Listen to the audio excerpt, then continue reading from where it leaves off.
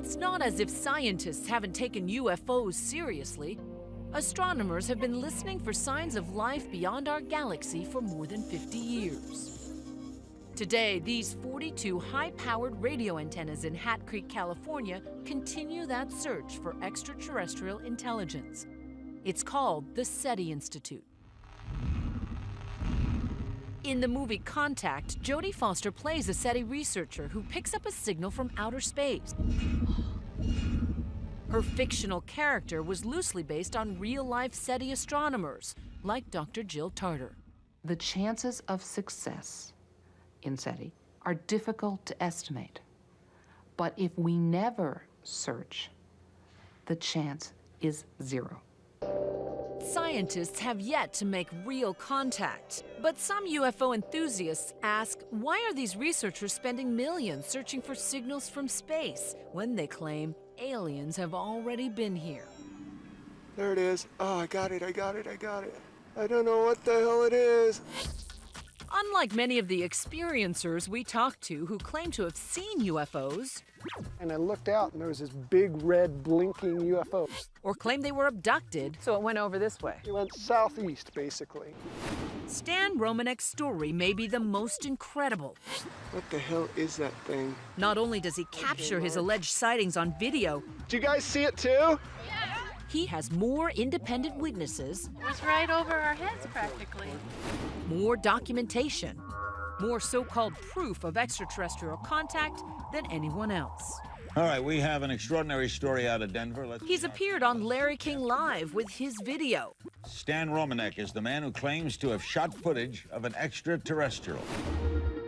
But remarkably, Stan says his first ever UFO sighting wasn't even in the dark, but in broad daylight while he was driving his car near Denver's Red Rocks Amphitheater. As I rolled down the window, it appeared to have noticed me at that point, where it reorientated itself and literally shot up to about 1,000, maybe 2,000 feet in an instant. Stan says he began seeing UFOs all the time. He could barely look up without seeing some strange light or orb in the sky. Over the years, his wristwatch stopped working. Lights would flicker at his mere presence, and birds would crash into his car. If you're a true experiencer, a true abductee, you have what's called high strangeness. All these weird, bizarre paranormal things start to happen, almost like your house is either being haunted or nobody really knows. Whoa, that thing's weird. Hey, where'd it go? It's almost as if you're a storm chaser, like UFOs every couple weeks. I'd reverse that. It's almost like they're chasing me. But Stan says he witnessed even more paranormal phenomena. There was a UFO at his workplace. Orbs would follow him home at night. And ultimately, like a horror movie come true, Stan claims they came knocking on his door and woke him up in the middle of the night.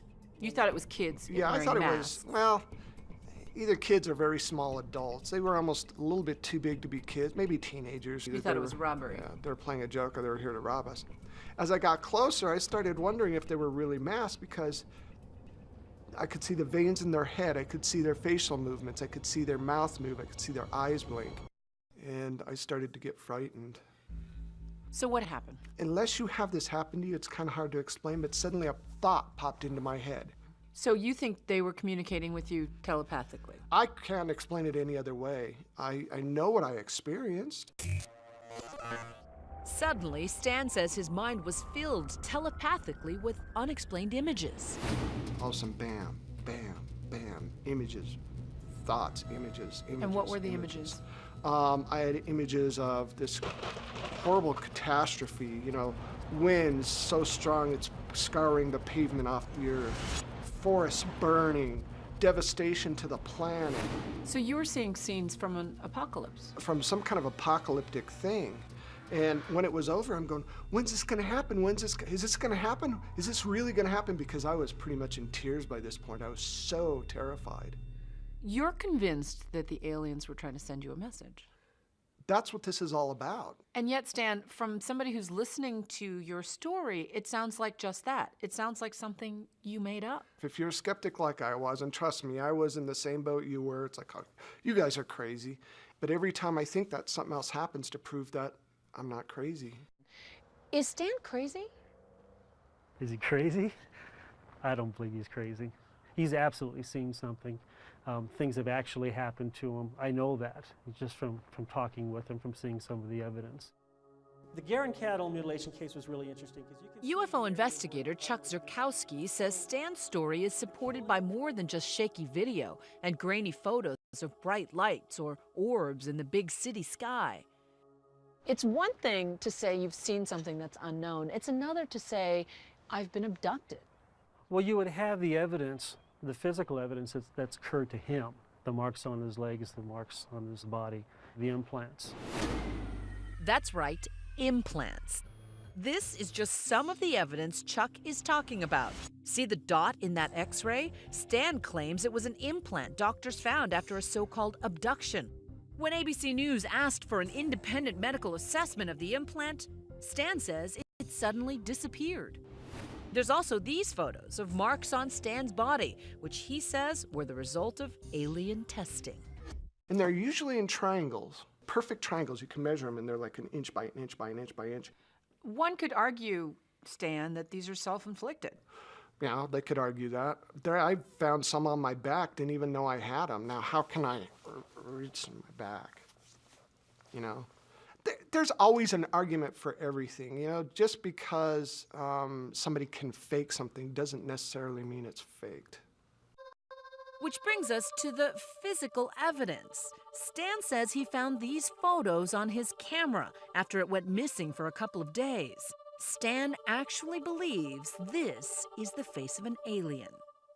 These are images that were captured on a still camera. I don't know how they got there, but they were there when we downloaded pictures off our camera. And what do you make of these? To me, they look real. I mean, there's so much detail in them. I don't know how they got on my camera, but they look like ETs to me. I mean, what do they look like to you?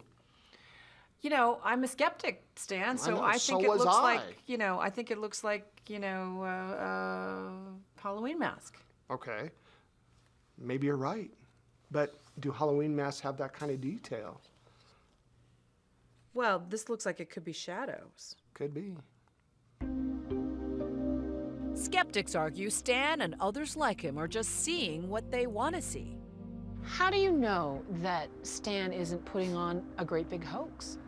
Well, that's the investigative part. You know, I've been to his house. I've talked to eyewitnesses who were there that saw things. I've seen some of his physical evidence, and that's where you start.